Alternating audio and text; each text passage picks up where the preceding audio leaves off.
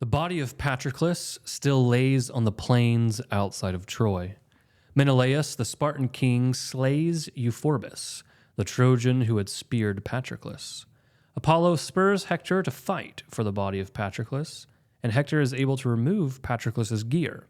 But Ajax returns and stops him from decapitating the corpse. Glaucus, friend of the dead Sarpedon, chastises Hector for retreating from Ajax, and implies that if Hector was more like Ajax, they could have saved the body of their comrade, Sarpedon. Hector retorts that he is no coward, but the will of Zeus forces cowardice upon him. Hector then puts on the armor of Achilles, stripped from Patroclus, and Zeus, taking pity on Hector, grants him power and makes the armor fit well, but also states that Hector will never return home again. Boom. Hector leads the Trojans in the battle for the body of Patroclus, and the Achaeans, led by giant Ajax and Menelaus, mount a defense. The Achaeans take the advantage, and Apollo spurs Aeneas to rally the Trojans, but Ajax and the Achaeans remain stalwart in their defense. Zeus shifts his favor to the Achaeans and sends Athena to rouse their fighting spirits. Apollo chastises Hector, and as Hector charges the front lines, Zeus releases a bolt of lightning to show he now favors the Achaeans. Giant Ajax laments, "Dear God, enough. Any idiot boy could see how Father Zeus himself supports these Trojans." Zeus pities Ajax and thus removes his storm cloud from the battlefield, and the whole war swung into view. Menelaus, at the suggestion of Ajax, sends Antilochus, son of Nestor and a favorite of Achilles, to go tell Achilles what has happened. The Achaeans grab the body of Patroclus and bear him back to the ships, as the two great Aeantes held off the Trojans, until Hector and Aeneas come leading the Trojans like a crowd of crows screaming murder, and the Achaeans break, fleeing for the ships.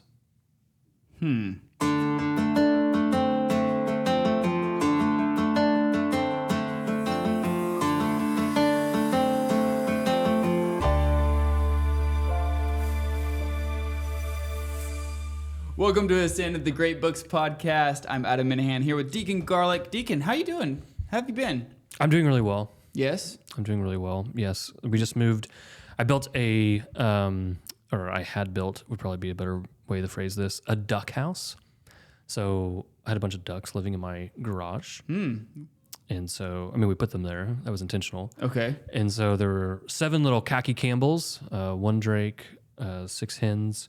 And so they're like an egg-laying breed. They're supposed to lay like 300 a year. So they're supposed to kind of rival chickens, if you will. And then also 2 geese, 2 little pilgrim geese, which are hilarious and large and fluffy, and my kids love them. So anyway, it was time to move them out from our garage. So we built like this little duck house out by the pond. And did it set you back a few bills? That's so bad. That is so bad. At least this time I got it.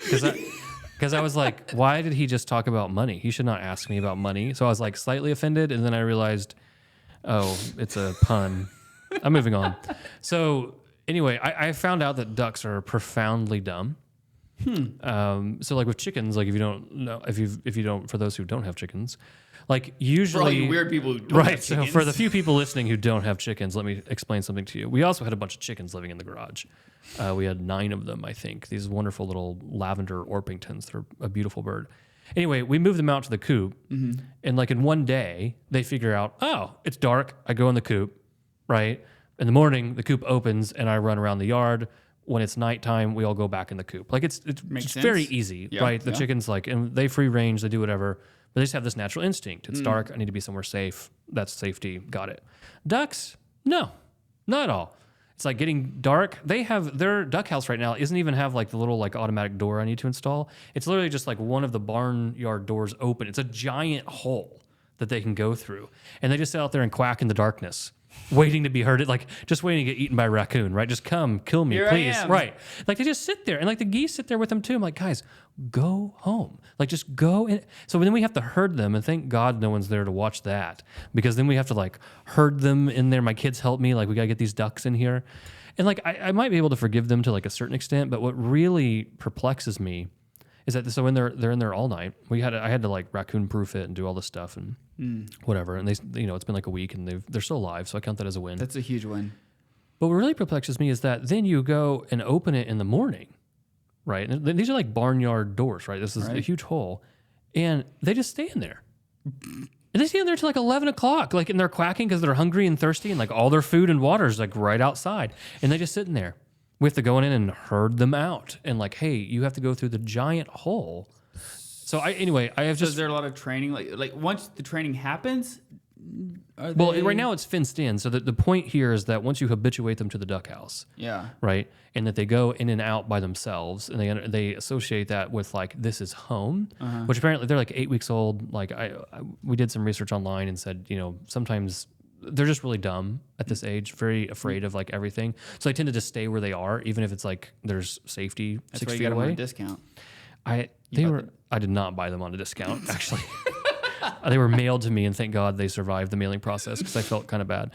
And anyway, because the point is, once you habituate them to the house and they go in and out and it's fenced in, in theory, the point's supposed to be at some point I can remove the fence as a whole, and then they're right there on a half-acre pond. And so they'll go out and because I think, to be proper, the ducks need to have water because that's they're made for that. And so they'll go out and they'll swim in the pond. They'll eat the stuff in the pond. They'll be, largely, self-sustaining. And then they'll go in at night. So they'll lay their eggs in the morning. The automatic coop door opens up a little after sunrise. They go out on the pond. They spend the day out there. They come back at night. So that is the ideal goal. And we are slowly working our way through it. So in case you were curious about duck houses, that's where I am right now. Yeah. Well, ironically, this episode of Ascend the Great Books podcast is sponsored by PETA. So go check out PETA. It is not. No. It is definitely not. They're the worst. Speaking of sponsors, though, I should ask, we do have a buddy that owns a duck decoy factory. I should have worked that in somehow. I think that would be good. Yeah, that would have been smart. So anyway. Okay. Book 17. Book 17. The Year of Homer. In the Year of Homer, we're going to book 17. Menelaus' finest hour. Yeah, I wasn't sure just by the title of this if I was going to necessarily like it, because Menelaus, for the most part, has been a little silent. I actually kind of have recourse to Menelaus, like as a character. Like in what way?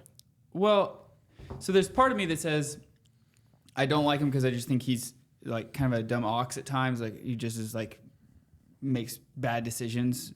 But then I also really like him in another way because he seems to understand hierarchy, even though it's very clear Agamemnon is the worst and very self gratified, or he wants to do things only for himself. Menelaus still respects him, right? So I wasn't sure what Menelaus' finest hour was actually going to entail. Is this actually a good thing or a bad thing? Because there are times where I actually have felt compassion for Menelaus. Right. Even the man did lose his wife into this whole thing. Through people he welcomed in his home, right? A violation of guest friendship. Yeah, and to a total. I was good. Beep. Yeah. Beep. First time to be beeped on Ascend, the Great Books podcast. I actually lost his wife to a total beep. Yeah, that's great. So at least it wasn't me. Yeah. So I apologize. But you know what I mean, right? Yes. If you were to lose your wife to anyone in the Iliad, you lost her to Paris. Paris? Are you kidding me? I'd rather, right? Yeah. This I'd rather giant be Nestor. Ajax. Nestor stole my wife. Man, I don't care. At least he's wise. Yeah, no, that's true. I mean, it's part of the insult, right? And even then the duel, right at the beginning. I think totally upset me. Yeah. So Menelaus' finest hour. Yeah. We should maybe just mention that I think as a reminder that the titles of the books are Fagel's. That's correct. Invention, and I think for the most part they have been dispositive of the text and somewhat instructive. So okay, so Menelaus' finest hour, we're going. Yeah. Let's do it. Right at the beginning, so Menelaus kicks in and he kills Euphorbus. Euphorbus was the one who He deserved it because you stab a guy like and then run away like a little Right. punk. You deserve to die. Right. So I found this somewhat analogous to what was his name? Pandarus, the one that Pandarus, that broke the oath. Right. There just seems to be this like wonderful sense of justice that okay, you just did something terrible, and like next book you're going to suffer a terrible death. Right. Doesn't always happen because we're all sitting here waiting. Like obviously, why is Paris still alive?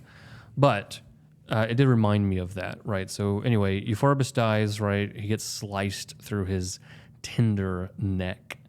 And then so Menelaus is pushing things forward now. They're mainly now battling for the body of Patroclus, right? That's the plot point here. That's where we are. Correct. So the first major thing I want to maybe examine is line 91. Okay.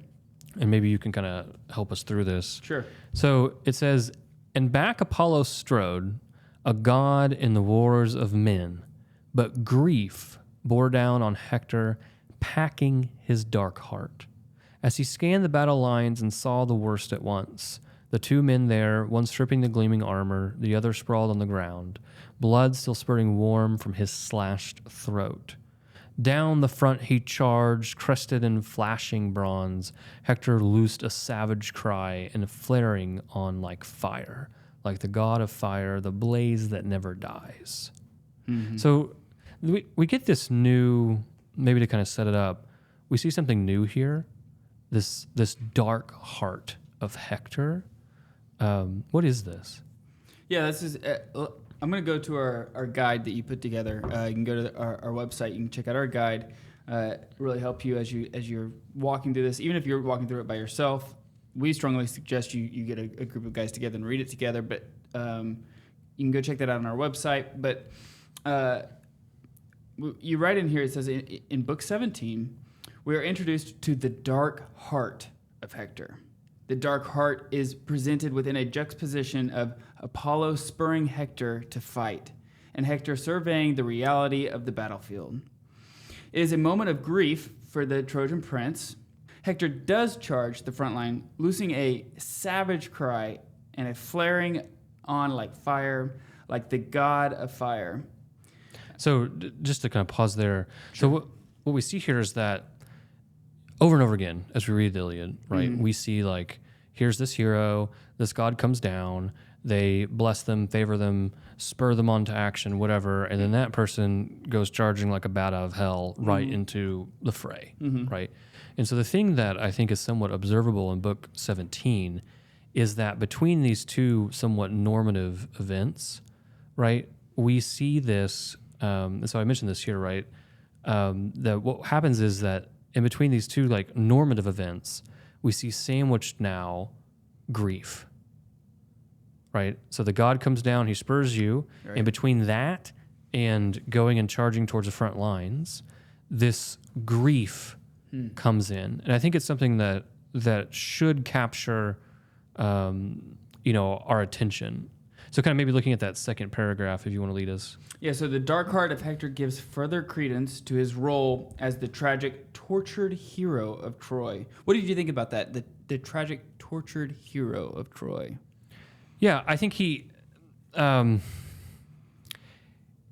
That's a lot obviously, to like a lot, again, I'm going to defer to having, I think, grenade. I'm going to throw a grenade. I think I'm going to again kind of defer to having a strong defense of Hector. And I think that you can't look at him and say, look, the guy's fickle, he's capricious. Sometimes he stands, sometimes he falls. Like, what is this? Like, he's not a hero. Like, etc. I think another way to look at him, and I think this is what that dark heart starts to kind of really illuminate, is Hector is a broken vessel, right? I think he's a vessel that's been spent by the gods, right? He is becoming quite thin. And another way to look at him is like, yeah, sure, he's failed here and failed there and whatever, and the gods have to prop him up over and over again. Another way to express that is how many lives has Hector already given for Troy? How many times has he given a life for Troy only to have life breathed back into him by the gods and then thrown right back into the meat grinder, right? So it's not just simply that he had the fortitude to die once for Troy in a somewhat glorious fashion, but now he has to get propped up over and over and over again. And something's happening, I think, in Book 17. Something's happening here where this grief is inserted. And he somewhat reminds me, as this like rag doll that's kind of been tossed around in the fray of the war in this kind of like fatalistic dispute, if that makes sense. There's a second, this happens again if you look at like, was that 17684, like way at the... this is a long book, if I remember. Is that correct? I believe so. Oh, not too bad. 850, yeah. I mean, a lot of them end at 5, so Yeah. it's, but if you look at... around 684. Okay. Let's see here. Oh, this is where I have a very astute note, which I won't. This is where I had a brilliant insight. Great insight. Everyone prepare yourselves. Get ready. Okay, so look at 670, right? A black cloud of grief came shrouding over Hector. But helmed in flashing bronze, he hurtled toward the front. So again, we get the exact same thing. Because if you look up at 660, what happens? Apollo comes down. Look, you're cringing in the face of Menelaus. Like, I'm spurring you on. And again, sandwiched between the action of the god and then him going on and charging the front lines. Again, we get this kind of inserted black cloud of grief came shrouding over Hector. And I think this is something that isn't fully developed in Book 17. It's something that we're going to have to kind of watch kind of mature throughout the text. But I think right here, which I realize I've already played my hands of being biased towards Hector. I do really think what's happening here, I know, shocker. I think that one of the things that's happening here is simply that Hector's coming towards the end. Hector has been spent quite thin. And so even though the gods keep propping him up, instead of having this immediate surge of fortitude or bravado or, charging like a god of fire, there's this momentary grief, right? He's covered by this cloud of darkness, or darkness, packs his heart. And so it's worth flagging because I think it's something that Homer is going to develop, and it's also some new jargon. It's something that I don't believe we've seen in the Iliad before, and it's something that I think is going to be important to track in Book 17 and also in Book 18. Well, do you think that like the psychological toll that's happened with Hector, like do you think that has really played an effect in how he's reacting to certain things? Yeah, no, that's a good point. I think so. I think one is we've kind of been tracking. I mean, I think the psychological break, that's not the right way to say that. I think the psychological weight that we see pressed on Hector becomes first quite apparent, going by memory, when he goes and visits his family. Because it's there that we kind of really get... Now, he kind of talks about fate to different people, and so it's like, how much are you being a rhetorician here, right? And like, how are you trying to communicate different things to different people? But he seems to very much communicate in his visit to Troy that he knows that Troy will fall, right? He knows Troy's fated to fall. He knows that no one can take him before his fated time to die, but he knows he's going to die. So he goes out there and he keeps giving his life for Troy over and over again, knowing, in a certain argument, that Troy is going to fall regardless, right? He talks about that, one of his hopes is just that he's taken, or he dies before his wife is taken, right, as a slave. Now, some pushback on that is that then when he turns around and says a prayer for his son to Zeus, which seemingly does not take into account that Troy will fall. And then when he walks out of Troy with Paris, he again kind of talks about, if Zeus will allow us to shirk the Achaeans. It's unclear there if he's just trying to bolster Paris into actually like being, Actual like a decent human being, right? And what does he actually think? And I think that if you kind of lean into this dark heart narrative, I think he knows he's fated to die. I think he knows that Troy's fated to fall, and he keeps giving his life for Troy, only to be propped back up and then chunked back into the meat grinder. And I think that is having an effect on him.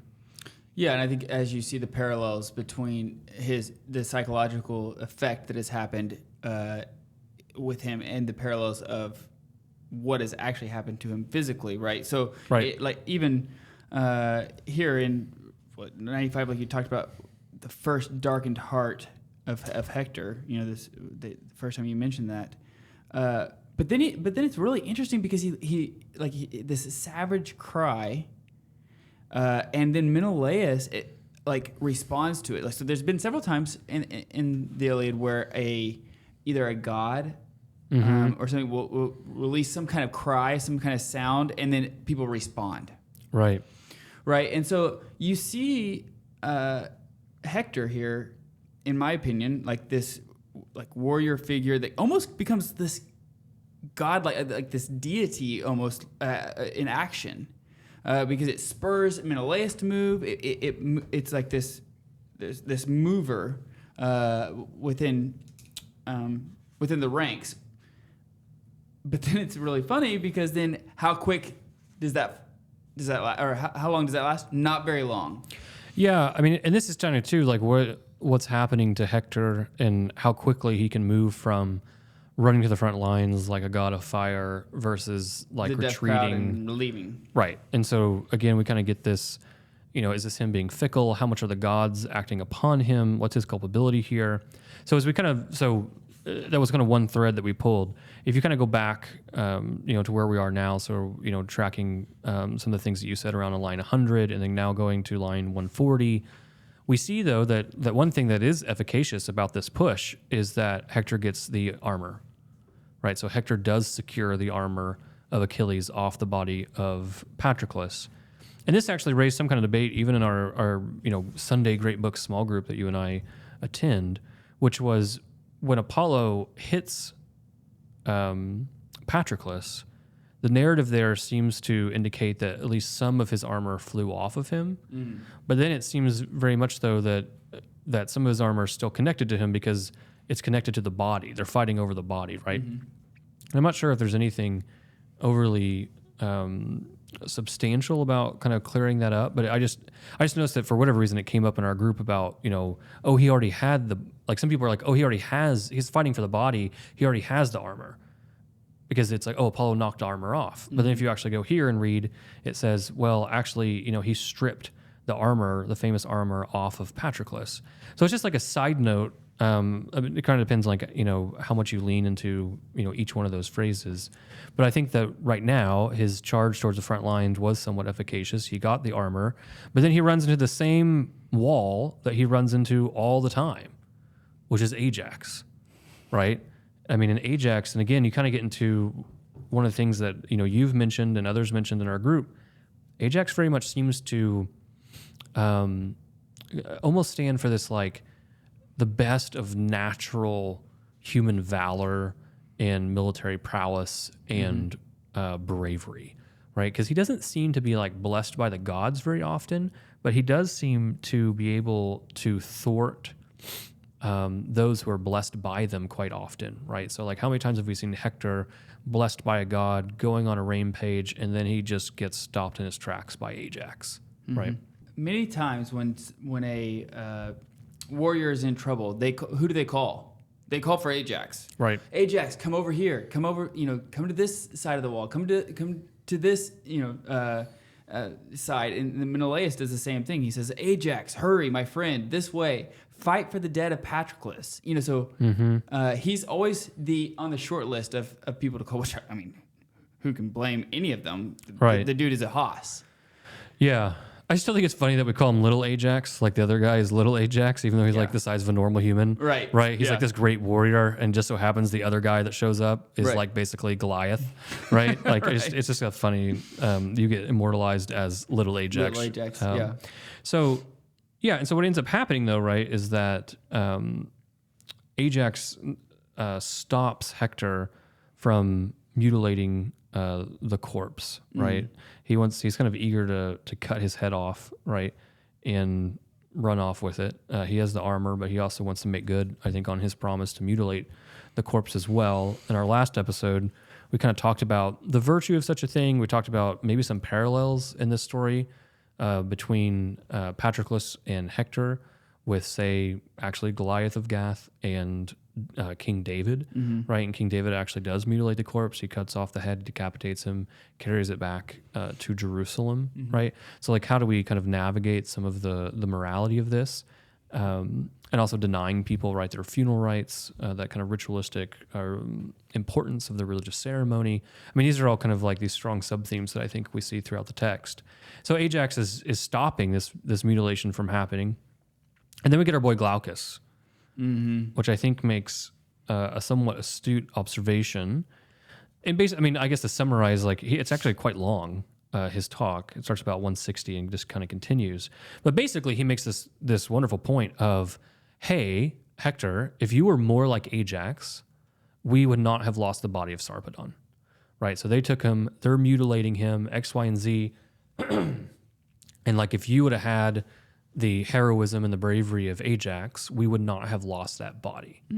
Now, I think one of the observations, though, here is that Sarpedon's body was not mutilated.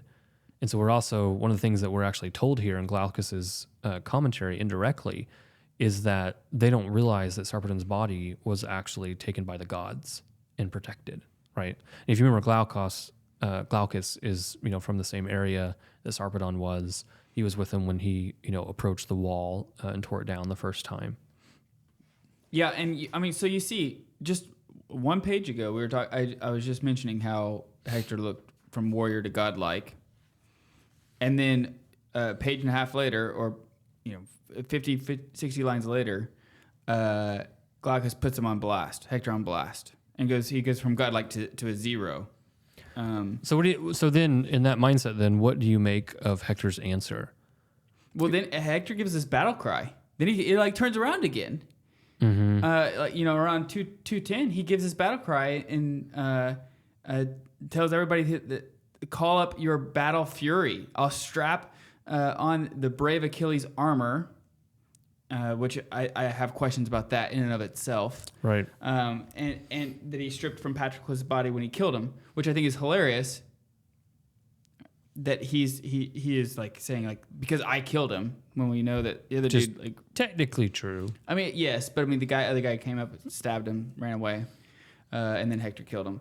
So again, it's just this like roller coaster of seeing Hector and his frailty of how he feels and like how he's portrayed here. I mean, we're talking 3 or 4 pages in the Iliad and 3 or 4 peaks and valleys of how Hector is portrayed. No, I think it's a good insight. And I think it's something that a lot of people wrestle with when they read the Iliad is Hector going to stand this time? Is he going to retreat, etc.? I think that Hector's verbal response to Glaucus is really dispositive here and also kind of starts to reveal to us a little bit about the relationship between the will of the gods and the will of men, right? And that agency of the humanity in the divine, and whether or not, how free is Hector actually to be Hector? And so, or you can simply call BS on this, right? So let's look at his answer. So around 200, he's responding to a criticism of him, right? That he's basically a coward. If you were more like Ajax, we would not have lost the body. He says, you tell me that I can't stand up to monstrous Ajax? I tell you, I never cringe at war and thundering horses. Even though you've bailed several times. But the will of Zeus will always overpower the will of men. Zeus, who strikes fear even in the bravest man of war, and tears away his triumph all in a lightning flash. So here is, I'm interested particularly in your thoughts as a first-time reader, because I think that, so I'll give the kind of pro-Hector read of this, which is like, listen, Hector actually is a virtuous man. He's fighting for the gods, for Troy, for his family. He is brave. It's basically him and Aeneas out there. They've lost Sarpedon. Like, he's giving himself over and over again. And like, he's clearly not actually a coward. He does so many things that a coward would not do, right? And so clearly, obviously, Adam, what's happening here is that every time he seems like he's a coward is because Zeus made him a coward. Mm-hmm. Right. Which, okay, so here was my thoughts. As I was reading this, and I was reading, okay, so he's saying that the will of Zeus is always going to overpower the will of men. And so, like, obviously, anytime that I desire something and it doesn't go my way, that it's not because of my will, it's because of Zeus's will. A prideful thing to think, which kind of bleeds into exactly what he has to do, though, as the leader. I mean, it's not like Troy has a whole lot of leaders right now. Right. They don't have a lot of people to fall back on. It's Hector.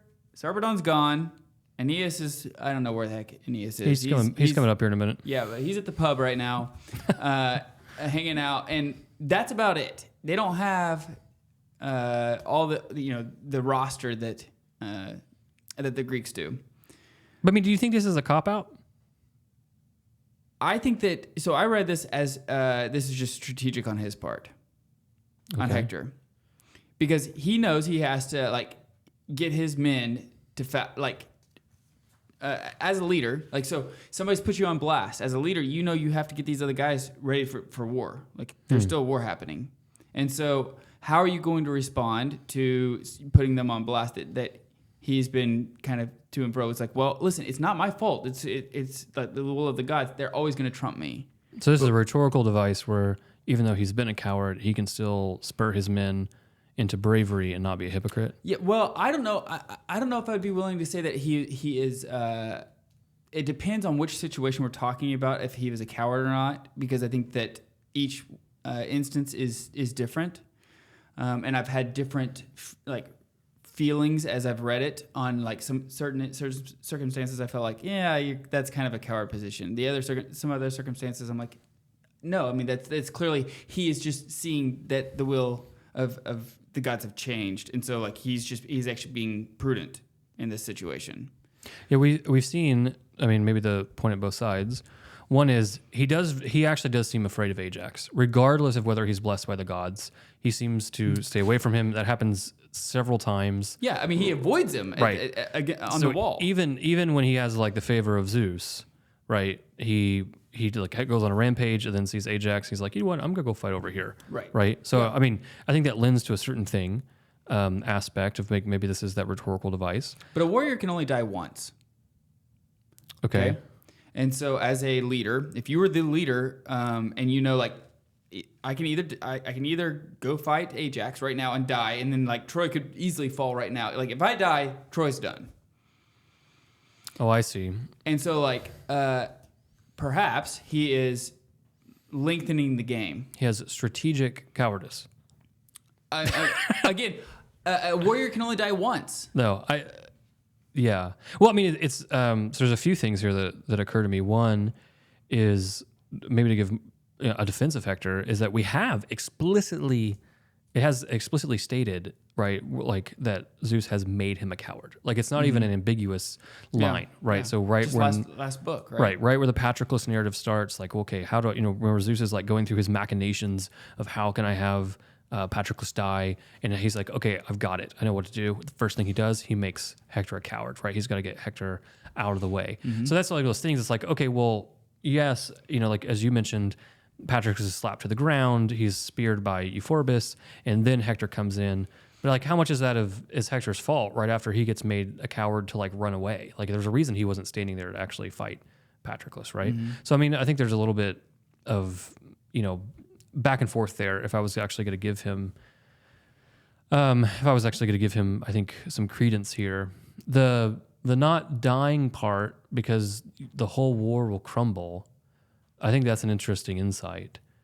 I think for those who might be skeptical of that and say, okay, well, this is clearly just a justification for Hector's cowardice. I think there's something parallel there with Agamemnon's shepherding of Menelaus.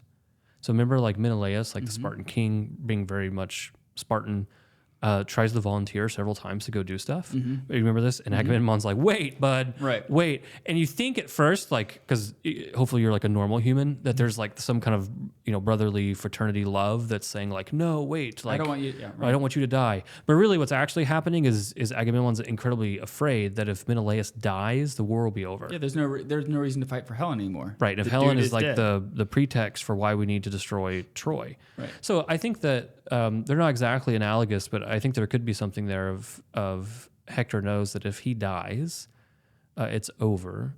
And I think you could kind of read into that too, that he also has stated that no one can take him before, his time, right? His fate. But no, I think that's good. I think again, it kind of goes back just to this question of agency. And I think there's going to be another kind of famous line here, I think coming up in the next book or the book after, in which a character blames the gods for his actions. And that one, typically, most people are not very favorable to actually reading, right? And so it's like here, like, are we allowing like our bias towards Hector to be like, yeah, man, I mean, Zeus, he would always be a hero, except for the fact when Zeus makes him a coward, right? I'm not entirely sure we're sold on this. So what about him putting on the armor? Okay, so I have questions about this because I'm not, like, my first thoughts as I was reading through this were, is it prideful for Hector to put on Achilles' armor? Okay, so Achilles' armor is is half divine, or has divine origins, like from the dad, right? Yeah. So so that's a good kind of like chain of custody to think about. So the armor that Patroclus was wearing was Achilles, and Achilles received it from Peleus, his father, who received it from the gods. Right. So we're talking about a divine piece of armor that's made for a son of the divine, and that's very well known. Right. And then I thought it was interesting that right as soon as Hector decides to put that armor on, what happens is that Zeus comes in and foreshadows his death. So, like, is this a prideful act on Hector's part to put on? Is this like the ball that gets sets in motion, right? That he, as a prideful man, puts on armor that he has no business putting on, which causes the chain, so to speak, or the acceleration or catalyst or whatever, however you want to say it, of his death. Because immediately after he does this, Zeus comes in and foreshadows his death. That's a good question. So I think I want to link it to, we talked about the dark heart of Hector. I think one thing I want to put out, like kind of point out at book 17 and also then continuing the book 18 is that you're going to start getting a heart narrative, like a theme, a pattern of different hearts.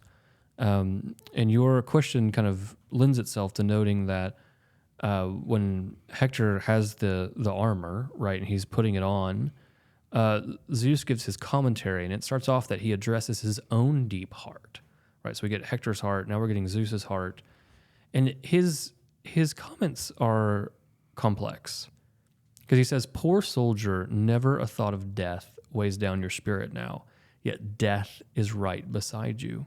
You don the deathless arms of a great fighter, and all other fighters tremble before him, true. But you killed his comrade, gentle, strong, and against all rights you ripped the immortal armor off his head and shoulders." So I think, like, if you're gonna be on team, like, hey, this is a prideful act, like, I think Zeus is actually gonna do this several times in this book, I believe. Like, Zeus actually reveals to us what he thinks of what's happening. And he clearly says, like, you're donning the armor without right? You actually didn't kill him. Obviously, there's complicated because of the actions of Apollo, and Zeus also made him a coward. So there's some side notes. But against the rights, you actually put on the armor. So I think, Zeus kind of gives us this. And so, but then the narrative of Zeus continues. And so he says, "I will grant you to compensate for all that is to come," right? So he gives him a great power, because never again will you return from battle, Hector, nor will Andromache take that famous armor, Achilles' deathless armor, from your hands. So you have the armor without right. However, because of everything you're going to suffer, I'm going to give you some power in it. But by the way, you'll never return home, and that armor is not going to Troy. That armor will never make it there. And then in 240, Zeus bows his head, right, which is this like kind of very providential act. And Zeus fitted the armor tightly on Hector's body. So one of the questions, and this kind of came up in our Sunday Great Books too, is on its face, like us coming from the perception of Homer, it seems that Hector, is getting out over his skis a bit, right? He's putting on this armor that he really has no right to put on. And I think your question of whether or not this serves as a catalyst or precipitates his death in some way, mainly because you could say they're like Zeus is never going to allow Hector to return to Troy because he'll never allow that armor to fall into Trojan hands permanently. So now that Hector puts on the armor, he can't actually return to Troy. That would be an interesting insight. I like that you bring that up. I think that would be that this actually precipitated something. On the other hand, think of it from Hector's perspective. The gods basically handed you Patroclus. They handed you the glory. So you're like, man, the gods must be with me. Then you decide to put on the armor. And what happens to you? You get a power up and the armor magically fits you. Right. No. So from Hector's perspective, this is a good thing. Everything is communicating to you that like, this is good. The gods agree with this. Like, I'm still in the favor of Zeus. And so I think right now we're seeing a divorce. There's a splitting now between the reality of what Hector thinks the gods are doing with him and the actual reality of what's happening in the narrative, right? And this is somewhat indicative of Zeus's comment that never a thought of death weighs you down, yet death is right beside you. Yeah. Right. And remember, what happened right before this? Hector was put on blast for lacking the nerve to go up against great Ajax. Right. Like, so he was being called out for not being a warrior. Right? So how does he respond by not being a good warrior, but reminding his people, I'm putting on the armor of the person I just killed, whether or not like I deserve that or not is another thing. But Patroclus is one of their best warriors that they got. I'm now putting on his armor because I killed this dude. Correct. And then I put it on, and what happens? You like that? That was a good sound effect, actually. That was really good. That was like what happens whenever you actually put that armor on. Like, well done. That's the sound that it makes. It fits you perfectly. That was really good, actually. Yeah, so I think that, was it prideful? I mean, it's from Hector's perspective, and again, maybe what is even pride in this context, right? If man is so fatalistically, deterministically subject to the will of the gods, and you seem to be still in their favor, right? Have you acted, contrary to as you should? And I think right now, from Hector's perspective, I think he very clearly thinks Zeus is with him. And that actually might be a really good precursor to maybe somewhat of a fatal mistake that Hector makes later, because I think he thinks that Zeus is still with him. That's correct. Right? Okay, so no, this is good. Very good thoughts. Okay, so then he's running out. We get Menelaus running out his battle cry at that's like 285. And so they're trying to, again, like, who's going to stand and fight for the body of Patroclus? I gotta go back for a second. Oh yeah, go for it. Because I found this very interesting of a unique perspective of Ajax at about 275. I found it to just be a very human view of Ajax. He's there and he realizes, I lose hope that we are alone and that we're on our own power, and that can make it back from fighting by themselves. And so I just see this Ajax is now warning Menelaus, like, hey, we're kind of on our own here. Yeah. And we don't have... Ajax is not typically the guy who's saying, I lose hope that we are alone on our own power, can make it back from the fighting. Like, he's not typically the one who can foresee this, right? Right. But I found that to be very interesting insight into the character of Ajax. No, I think that's a good insight. And then Menelaus proves why he's the Lord of the war cry, right? That's right. And then so now they do rally, right? There is like this Achaean rally to save the body of Patroclus. At 310, we get another insight, right? Pulling back of the veil of earlier. It's Zeus saying, hey, I really don't actually want the armor of Patroclus falling into Trojan hands permanently. At 310, we see that the father loathed to see him pray, that's Patroclus, to Troy marauders, right? And so we actually get this thing of like, Zeus actually really doesn't actually want the body of Patroclus to fall into the Trojan hands, right? And so they start, Ajax gives his defense, they're fighting for it. Ajax was being Ajax around 320, 325, just being a stud. Yeah, I mean, he's kind of holding down, the line. They're fighting for Patroclus. And this is even after Hector's donning Achilles' armor. So again, like, just thinking how much the divine has to prop up the Trojans, right, to actually kind of even match where the Argives actually are. Actually, and to a certain point, you see at 370, and this is a theme that I think should really be teased out a little bit, is that it says, then once more the Trojan troops would have clambered back inside their walls, whipped weak with fear by the Argives primed for battle. So keep in mind here that Hector just donned the armor of Achilles and was blessed by Zeus, and the Argives are still winning. And it continues, and they would have seized enormous glory, yes, defying even the great decree of Zeus by dint of their own power and striking force. Right. That is one of the most pro-will of man statements, I think, in the entire Iliad, about the agency of humanity. And I think, too, this kind of lends itself to the question of how much does human receptivity play in the will of the gods? So you kind of saw, like, I think there's been some very fatalistic and deterministic things, like Zeus made Hector a coward. Sometimes, though, when we're given more of an insight, if you think about Achilles in Book 1, right, he's going to slaughter Agamemnon, and Athena comes down to stop him. There's a line there that very clearly makes it known that Achilles had to be receptive to Athena's promptings to stop, right? He actually had to have some docility to her for her to actually act upon him. So here it's really interesting that we get this very robust understanding that even in this context of the Trojans being blessed by Zeus and Hector having Achilles' armor and all these things that should be helping them, right, that the Argives are still able to push them back. Right, yeah. And then you kind of get this, like, defying even the great decree of Zeus by dint of their own power and striking force. So here, that kind of wonderful line that I think Knox gives us of fate is fixed but flexible, right? I think you're seeing that flexibility. I'm not entirely convinced that the will of man can overcome fate in Homer's Iliad, but I think there is definitely a flexibility here. And Apollo basically, actually, I found this narrative to be hilarious, actually, at 380, right?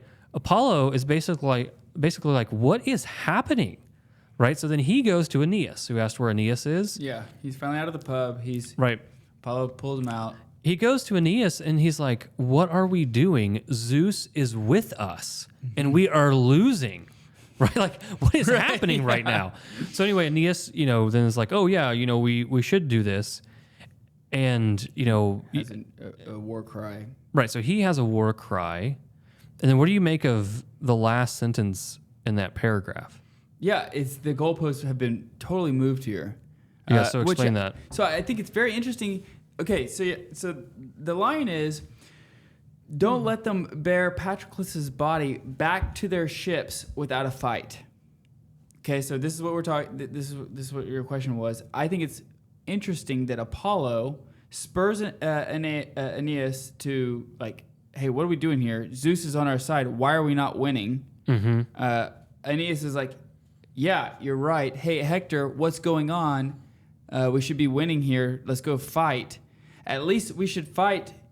Should put up a good fight before they take Patroclus' body back. Right. Because initially it was, we will not give Patroclus' body.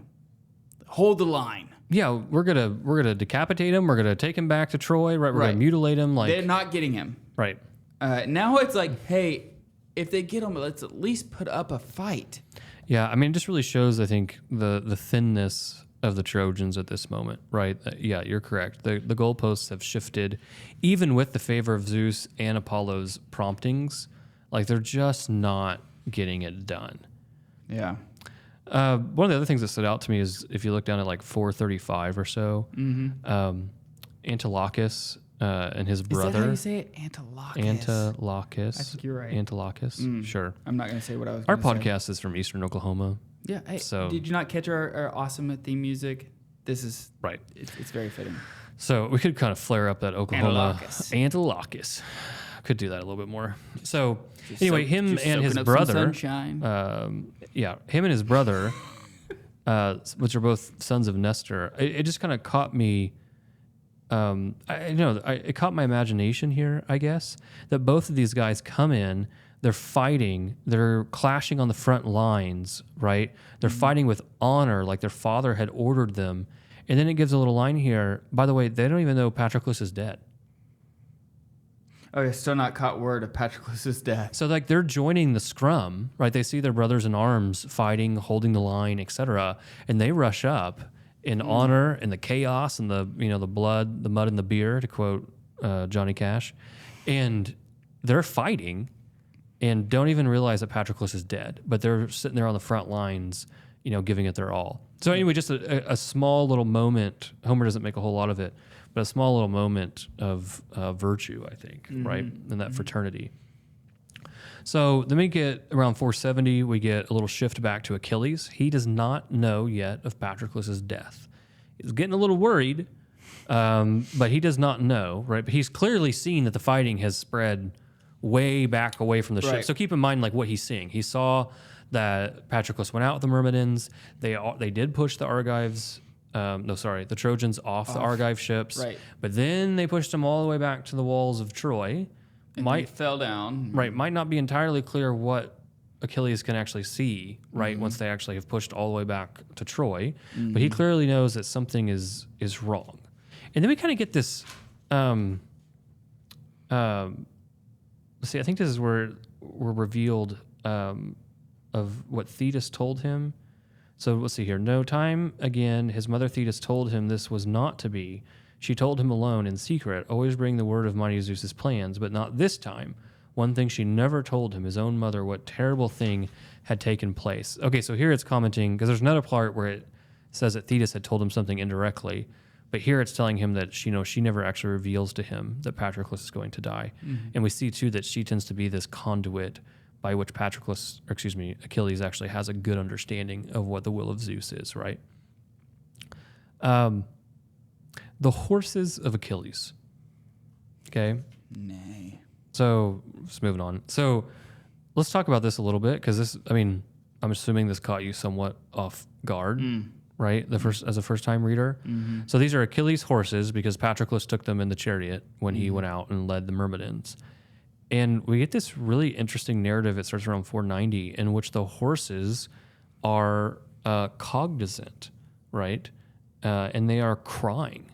They're actually weeping. They're weeping for the death of Patroclus. It says, warm tears flowing down from their eyes to wet the earth. The horses mourned, longing now for their driver.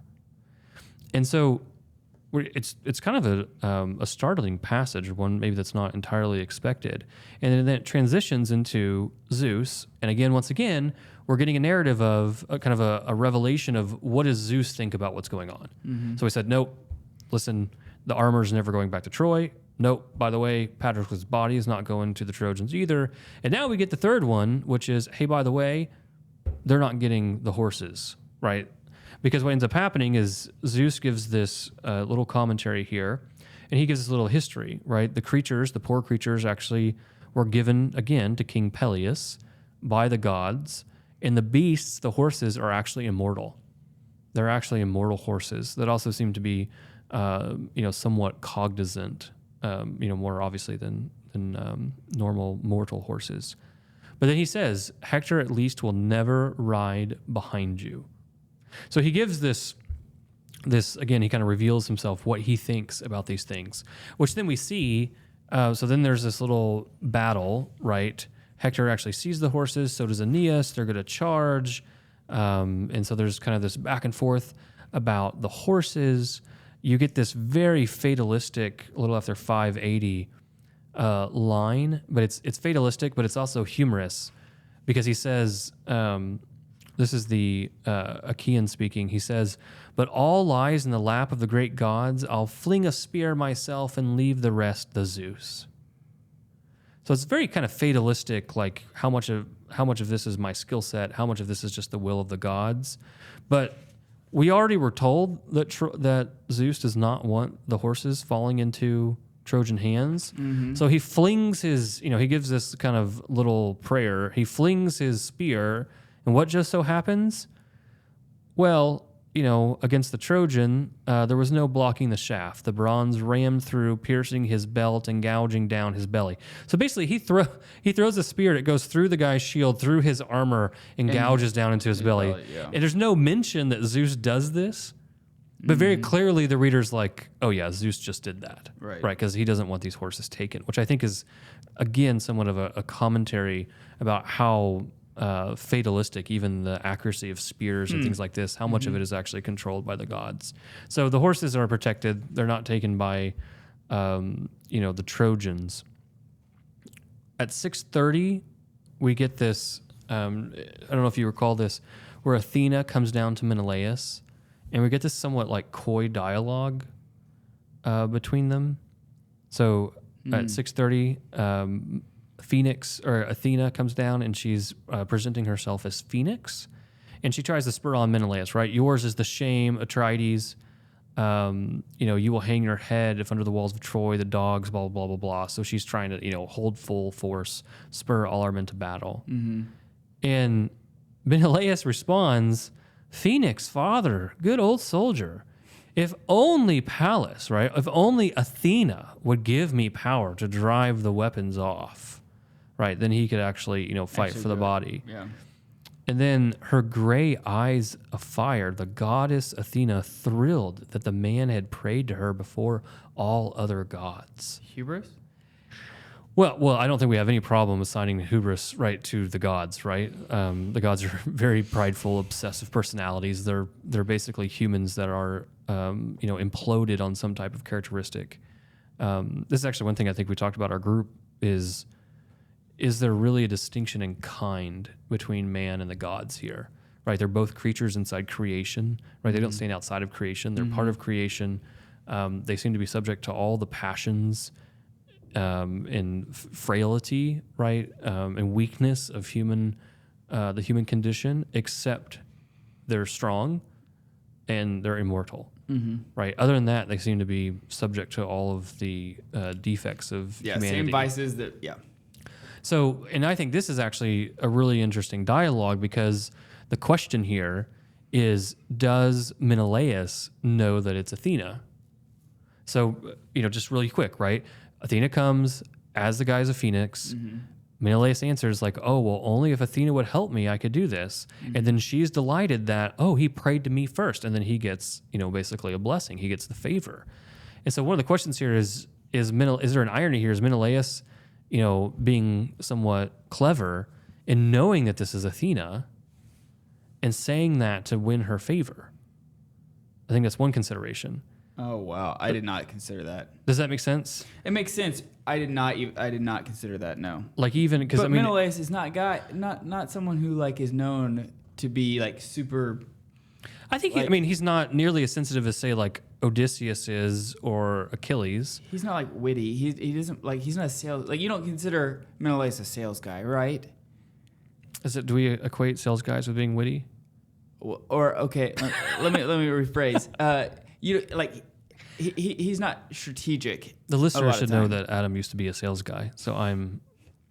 So he's taking digs. Yeah, I am. But and rightfully so. But he's not known to be a rhetorician. He's not known to be playing cards. He's not known for strategy. Yeah, I'm trying to think. Yeah, it doesn't occur to me. I'm trying to think of an example right now where he sees the gods or he plays something quite clever. This isn't a hill that I would die on, but it just seems like it's just really hard to read this without Homer laying it on thick, right? So Athena comes down. Menelaus, it's not clear. He doesn't say that Menelaus actually sees the goddess. Right. But then he's like, oh, Phoenix, father, good old soldier, if only Athena would give me the power to drive. It just seems too perfect. But then actually the bigger problem, I think, outside of saying a strong reading of this and saying, hey, yeah, Menelaus is actually being, pretty clever here. I think the bigger problem here that we'd have to admit is that you have a mortal tricking a god. Oh, yeah. Right? Because actually the goddess of wisdom. Right. Yeah. Right? No, yeah. But this is seen in Greek mythology, right? It would not be the first time that, the mortals, right, have tricked some kind of god into something. That certainly has occurred. Zeus has been tricked in the past, even though it was with some help from Prometheus, but he's been tricked in the past. Some other gods have been tricked as well. And two, even though she's the goddess of wisdom, appealing to the pride of a Greek god is a great way to make them blind to something, right? Sure. So anyway, it's something that occurred to me. That is a cool take.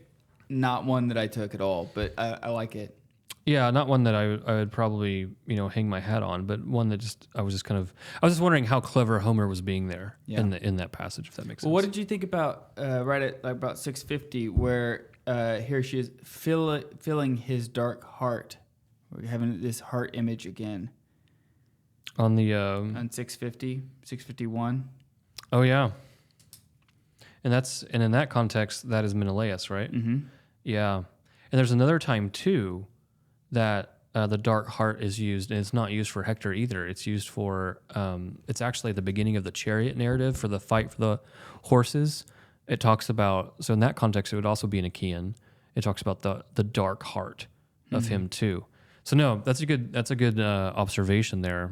That this dark heart seems to be cropping back up, and I think heart language in general is. Yeah. By broad understanding there, and I think it comes to somewhat of a more rational observation in book 18, is that grief and despair are starting to seep in pretty deeply at this point in the war. Right. And I think because actually it's just prior to 670, which is what we talked about earlier. The black cloud of grief came shrouding over Hector. That kind of tortured, hero narrative. Yeah, there was one thing that happened as I was reading this for the first time that I was hoping to get your clarity, get some clarity on, was I didn't understand that there was a scale, so to speak, between a first-rate drinking buddy right. and a second-rate drinking buddy. Where is that? That's up here at the... Yeah, it's at the top of page 461, about what is that, 655 or so? Right.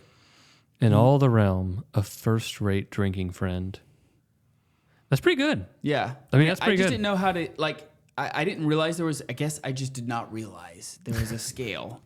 And where the scale is, I don't know, but I want to be the first-rate drinking friend. One thing that really occurs to me here is that a colossal error that a lot of people make is why should I ever read Homer or any of the classics or any of these ancients? Because people are different now. I don't share anything with them. Right. There's no common ground. There's no common ground. And really it's a denial of human nature, right?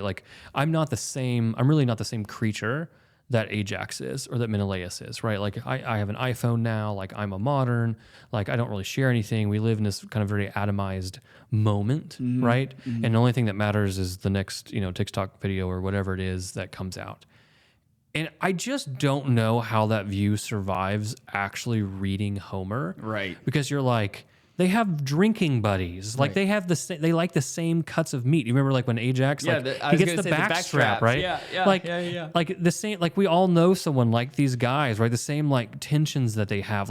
The reason that these are perennial texts is because they so capture the depth of the human condition, right? Mm-hmm. Sometimes in comical ways, like a first-rate drinking friend, but also in a lot of other ways of Hector giving his life over and over again for Troy, right? The managing of anger by Achilles, right? Being led by this somewhat quasi-madman of Agamemnon and where his thirst for power leads him, how he treats his brother Menelaus. I mean, these are narratives in certain ways, patterns and archetypes that we see actually played out over and over and over again in history. Right. Right. And so it occurs to me in this comical way, how often we see our own human nature reflected back to us in the pages of Homer. Mm-hmm. Right. And why I think he's a good teacher. Sure. Yeah. Right? Yeah. I agree. Okay. So we get the dark heart of Hector. We discussed that. Down at 710, this is when Ajax really has had enough, and he realizes, right, we mentioned this in our opening narrative, dear God, enough. Any idiot boy could see how Father Zeus himself supports these Trojans. And he actually, we mentioned earlier about the flinging of the spear, he actually kind of gives the same commentary, right? All their weapons land no matter who flings them. Brave fighter or bad, Zeus guides them to the mark. Ours all clatter to the ground, wasted, harmless shots.